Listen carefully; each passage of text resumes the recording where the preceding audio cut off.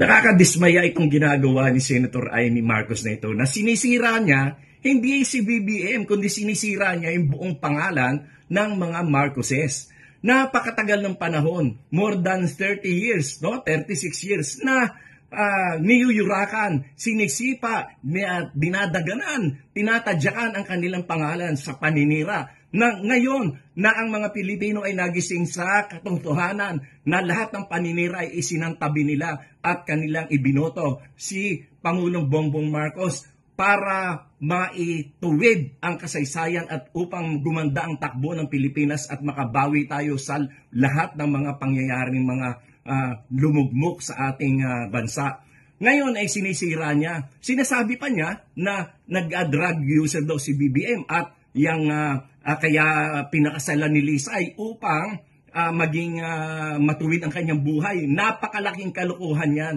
Huwag nating maliitin ang pagmamahal ni First Lady Lisa Araneta Marcos kay Pangulong Bongbong Marcos sapagkat noong panahon na yon ay dapang-dapa sila. Talagang kanyang minahal ang ating Pangulo noong panahon na hirap sila. Noong panahon na niyuyurakan at tinatadyakan ang kanilang pangalan.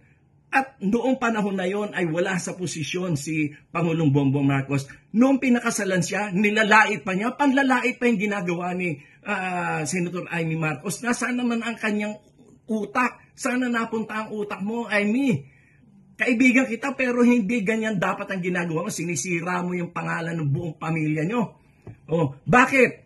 Kasi meron ka nahuhulinigan na yung iyong bagman dyan sa DPWH ay malapit na raw kumanta sa aking pagkakaalam sa mga media circle ay malapit na kumanta yung iyong bagman dyan sa Ilocos, yung mga DPWH projects na yan. At sa aming narinig din na si Diskaya pala ay contributor sa campaign mo, na donors mo rin sa campaign mo. At yung hindi ka napagbibigyan doon sa mga pwesto na gusto mong ipa-appoint. Kaya ikaw ay galit na galit sa iyong kapatid.